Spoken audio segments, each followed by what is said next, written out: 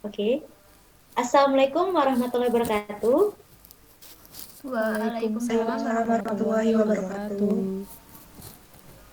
Terima kasih untuk Bu Ayuning Tias sebagai dosen pembimbing biokimia.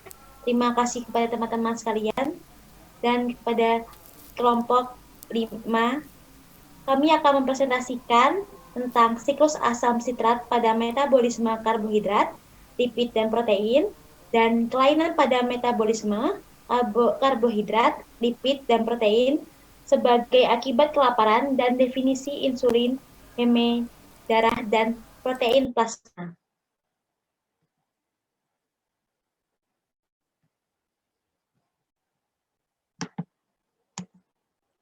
Kami dari kelompok 7 akan mempresentasikan hasil diskusi kami. Yang pertama adalah saya sendiri, Cindy Melasari dengan NIM 036, kemudian Septi Nur Hidayati dengan NIM 037, dan yang ketiga Fasya Azah dengan NIM 039, yang terakhir adalah Enaira Syahdati Arsya dengan NIM 040. Pemateri pertama akan diisi oleh Septi. Waktu dan tempat dipersilahkan. Baik, terima kasih kepada moderator. Yang pertama yaitu siklus asam sitrat pada metabolisme karbohidrat, lipid, dan protein. Siklus asam sitrat atau siklus Krebs merupakan sederetan jenjang reaksi yang terjadi setelah proses glikolisis. Proses metabolisme karbohidrat dan asam lemak melalui asetil-CoA ke siklus asam sitrat. Jadi dari skema ini dapat dilihat gula pada karbohidrat itu akan diglikolisis menjadi asam pirufat, lalu akan menghasilkan asetil-CoA yang akan masuk ke dalam siklus asam sitrat atau siklus Krebs. Lalu gliserol pada lemak itu akan masuk ke proses glikolisis dan menghasilkan asetil-CoA, lalu akan masuk ke dalam siklus asam sitrat. Sedangkan asam lemak akan langsung menghasilkan asetil-CoA lalu masuk ke siklus asam sitrat. Lanjut.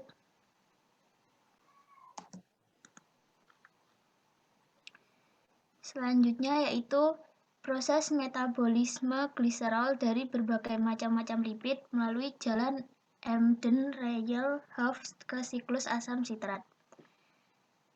Terdapat jenis-jenis lipid yaitu asam lemak, gliserida, lipid kompleks, dan non-gliserida. Asam lemak merupakan asam monokarboksilat rantai panjang. Asam lemak sendiri itu terbagi menjadi dua, yaitu asam lemak jenuh dan asam lemak tak jenuh. Lalu pada gliserida netral atau lemak netral yaitu ester antara asam lemak dengan gliserol. Nah, fungsi dasar dari gliserida netral itu sendiri adalah sebagai simpanan energi berupa lemak atau minyak. Setiap gliserol mungkin memiliki ikatan 1, 2, atau 3 asam lemak yang tidak harus sama. Jika gliserol berikatan dengan satu asam lemak, itu akan disebut monogliserida. Jika berikatan dengan dua asam lemak, itu disebut digliserida. Tapi jika berikatan dengan 3 asam lemak, itu akan dinamakan trigliserida. Nah, sedangkan lemak dan minyak sendiri itu keduanya merupakan trigliserida. Nah, dari minyak dan lemak itu memiliki perbedaan sifat, yaitu jika lemak umumnya diperoleh dari hewan, berwujud padat pada suhu ruang, tersusun dari asam lemak jenuh. Sedangkan minyak umumnya diperoleh dari tumbuhan, berwujud cair pada suhu ruang, tersusun dari asam lemak tak jenuh. Lalu selanjutnya itu ada lipid kompleks. Lipid kompleks merupakan kombinasi antara lipid dengan molekul lain. Nah, contoh penting dari lipid kompleks yaitu lipoprotein. Lipoprotein merupakan gabungan antara lipid dengan protein. Lalu selanjutnya ada lipid non-gliserida. Lipid jenis ini tidak mengandung gliserol, jadi asam lemak bergabung dengan molekul-molekul non-gliserol.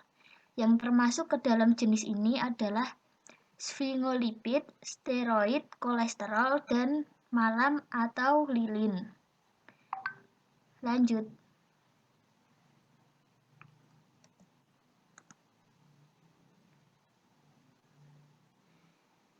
Lalu yang ketiga itu mempertahankan kelangsungan siklus asam sitrat. Keasaman asam sitrat didapatkan dari 3 gugus karboksil COOH yang dapat melepas proton dalam larutan. Jika hal ini terjadi, ion yang dihasilkan adalah ion sitrat. Sitrat sangat baik digunakan dalam larutan penyangga untuk mengendalikan pH larutan. Pada temperatur kamar, asam sitrat berbentuk serbuk kristal berwarna putih. Serbuk kristal tersebut dapat berupa bentuk anhidrous atau bebas air. Lalu terdapat pula bentuk monohidrat. Nah, bentuk monohidrat tersebut dapat diubah menjadi bentuk anhidrous dengan pemanasan di atas 74 derajat Celcius. Secara kimia, asam sitrat bersifat seperti asam karboksilat lainnya. Jika dipanaskan di atas 175 derajat Celcius, asam sitrat terurai dengan melepaskan karbon dioksida dan air. Lalu di sini terdapat gambar skema siklus asam sitrat atau siklus Krebs. Nah, siklus Krebs sendiri menghasilkan karbon, NADH, FADH, dan ATP. Satu molekul asetil-CoA yang masuk ke dalam siklus Krebs akan menghasilkan 3 molekul NADH, 1 molekul FADH, dan 1 ATP. Baik, sekian dari saya kembalikan kepada moderator. Baik, terima kasih untuk Sekti atas penjelasannya. Selanjutnya akan dijelaskan oleh diri saya sendiri, Sina Melasari, yaitu tentang kelainan pada metabolisme karbohidrat, lipid, dan protein sebagai akibat kelaparan dan definisi insulin. Hiperlipidemia adalah suatu keadaan yang disebabkan karena adanya kelainan metabolisme lipid yang ditandai dengan meningkatnya kadar trigliserida dan kolesterol di dalam darah. Definisi lemak terjadi pada kelaparan atau starvation, gangguan penyerapan atau malabsorption. Pada keadaan ini, tubuh terpaksa mengambil kalori dari simpanan karena intake yang kurang. Yang dimobilisasi selain lemak juga karbohidrat. Pada gizi buruk yang keras, akibatnya diambil protein dari jaringan lemak sehingga vakuol yang ditempati oleh lemak menjadi keriput, sehingga menjadi longgar dan diisi oleh transudat. Makin banyak lemak yang hilang, makin banyak cairan interstitium.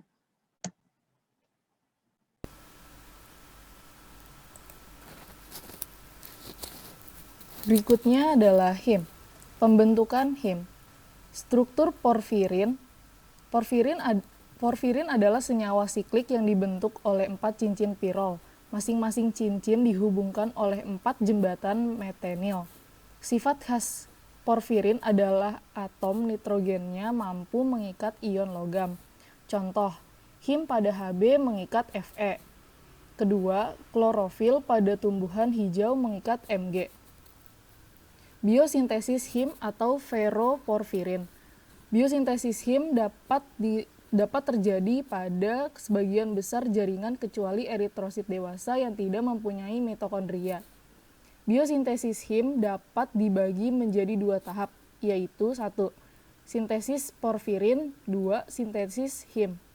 Next. Berikut adalah contoh dari katabolisme him. Next. Katabolisme Hb. Proses ini diawali dengan oksidasi jembatan metilen yang terdapat pada cincin heme him oleh sistem enzim him oksigenase. Enzim ini kelak akan membuka cincin tetrapirol dan merubahnya menjadi bentuk linear. Atom fero di tengah cincin porfirin membuat senyawa ini menjadi lebih mudah dioksidan, menjadi bentuk feri. Selama proses ini diperlukan O2 dan NADPH yang berfungsi sebagai reduksi him. Hasil dari pembukaan cincin him ini adalah ferroglobin, sedangkan tetrapirol yang tersisa kemudian dibelah dan menjadi biliverdin. CO2 dan atom besi yang dilepaskan serta protein globin yang tersisa akan pecah oleh enzim-enzim protase. Asam amino tersebut kelak dapat digunakan lagi untuk membentuk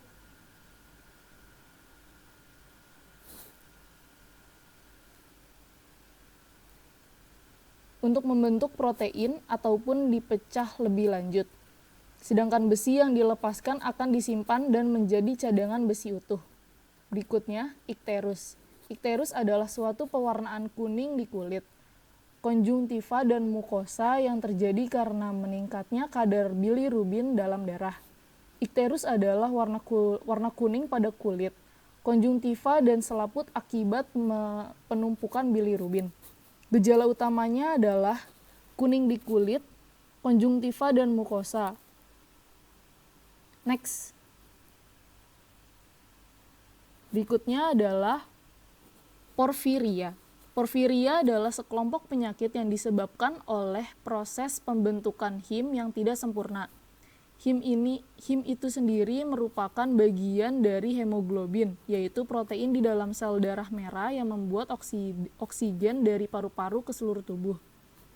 Porfiria dibagi menjadi 3, yaitu porfiria akut. Porfiria akut umumnya menimbulkan gejala yang berkaitan dengan sistem saraf.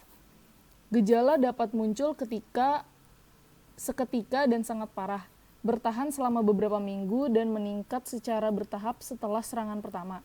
Ada 2 macam porfiria akut, yaitu acute intermittent porfiria yang lebih sering terjadi, dan aminolevulinic acid dehydrate porfiria atau plumboporfiria. Yang kedua adalah porfiria kulit. Porfiria kulit menampakkan gejala di kulit akibat sensitivitas terhadap sinar matahari, tetapi tidak mempengaruhi sistem saraf. Porfiria kulit dibagi menjadi 3 jenis, yaitu porfiria cutanea tarda atau PTC. Yang kedua, erythropitic protoporfiria dan penyakit Gunter atau congenital erythropic porfiria. Yang ketiga adalah porfiria campuran. Porfiria campuran menunjukkan gejala porfiria akut dan porfiria kulit secara bersamaan. Setelah sakit perut yang disertai keluhan pada kulit, sistem saraf, dan perubahan mental, ada 2 jenis porfiria campuran, yaitu variegate porfiria dan hereditary coproporfiria. Next.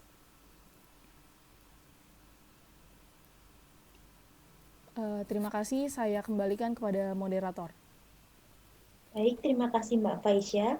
Selanjutnya akan dilanjutkan oleh Mbak Aneira. Waktu dan tempat kami persilahkan.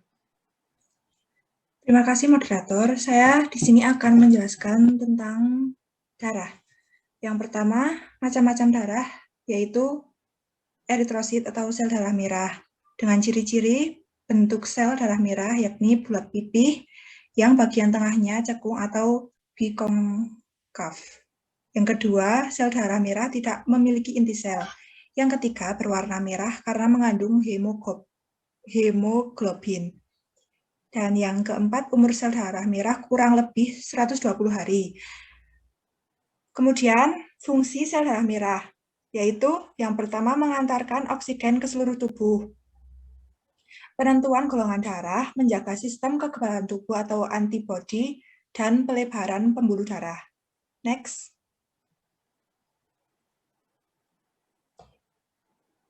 Yang kedua yaitu leukosit atau sel darah putih. Dengan ciri-ciri Yang pertama, sel darah putih tersebut berjumlah kurang lebih 6.000 sampai 9.000 butir atau milimeter kubik. Yang kedua, sel darah putih tersebut tidak memiliki warna ataupun tidak berwarna. Yang ketiga, mempunyai inti sel ataupun nukleus.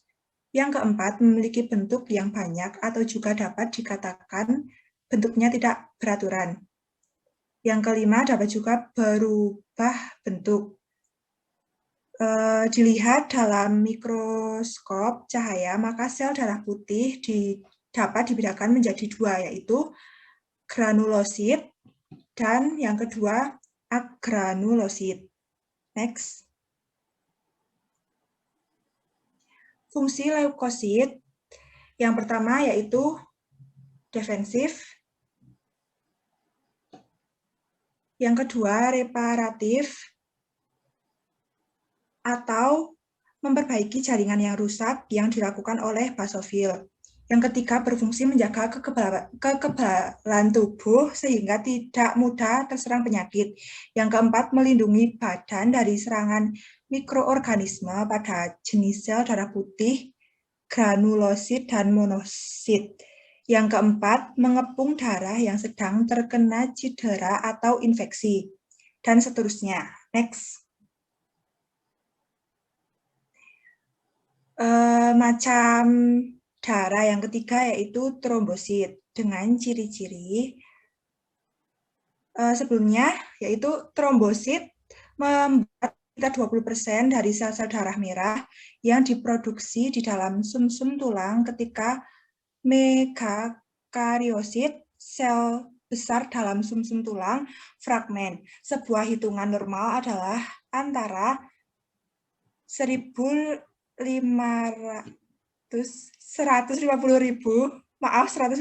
sampai 350.000 trombosit per mikroliter darah. Dengan ciri-ciri bentuk tidak teratur, ukuran ini mengukur sekitar 2-3 mikrometer dengan diameter. Struktur sel trombosit adalah sel datar dan non-nukleasi.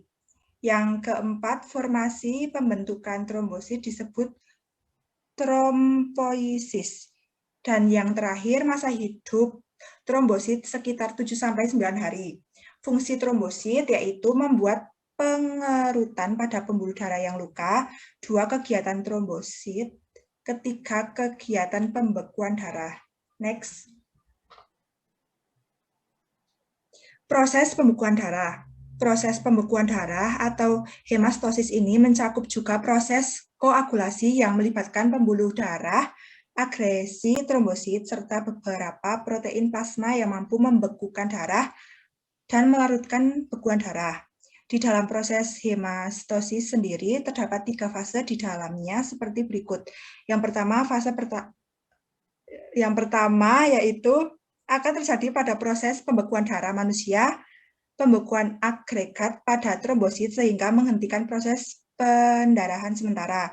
Yang kedua, setelah fase pertama terjadi, kemudian akan terjadi pembentukan jaringan fibrin yang terikat dengan trombosit secara agregat, sehingga menimbulkan sumbatan yang lebih stabil dibandingkan dengan sumbatan yang pertama. Yang ketiga, yaitu setelah kedua fase terjalani, maka selanjutnya akan terjadi pelarutan baik secara pasial atau agregat pada hemastosis yang dilakukan oleh plasmin sehingga ini akan membuat penyumbatan menjadi lebih kuat lagi dibandingkan yang sudah terjadi sebelumnya. Gangguan pada pembekuan darah yaitu hemofilia. Penyakit hemofilia merupakan jenis penyakit yang berkaitan dengan proses pembekuan darah yang terganggu dan penyakit ini merupakan penyakit yang diwariskan atau faktor genetik dari ibu ke anak. Next.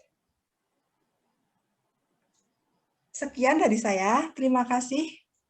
Saya kembalikan kepada moderator. Baik, terima kasih Mbak Anaira atas presentasinya. Selanjutnya akan dilanjutkan oleh saya, yaitu Sini Melasari, yaitu protein plasma. Protein plasma ialah total dalam plasma manusia memiliki konsentrasi sekitar 7 sampai 7,5 gram per dl dan membentuk bagian terbesar dari bahan padat plasma. Dari protein plasma itu dibedakan menjadi 3 kelompok besar, yaitu ada fibrinogen, album, albulin, protobin. Fibrinogen adalah salah satu protein yang disintesiskan oleh hati yang merupakan reaktan fase akut terbentuknya globulin beta. Sedangkan untuk albumin adalah protein utama dalam plasma manusia dan membentuk sekitar 60% protein plasma totalnya. Sekitar 40% albumin terdapat dalam plasma dan 60%-nya sisanya terdapat di ruang ekstrasel. Kemudian ada globulin. Menurut Harrow et al., globulin merupakan salah satu golongan protein yang tidak larut dalam air, mudah terkoagulasi oleh panas, mudah larut dalam larutan garam, dan membentuk endapan dengan konsentrasi garam yang tinggi. Globulin terdiri atas ada 4, yaitu alpha-1 globulin, alpha-2 globulin, beta-globulin, dan gamma-globulin. Kemudian yang terakhir adalah protombin, sejenis glikoprotein yang dibentuk oleh dan disimpan dalam hati. Sekresi protombin ke dalam plasma darah terjadi karena stimulasi dari protoplastin dan ion kalsium pada proses koagulasi. Selanjutnya merupakan batas normal protein plasma itu sendiri dalam keadaan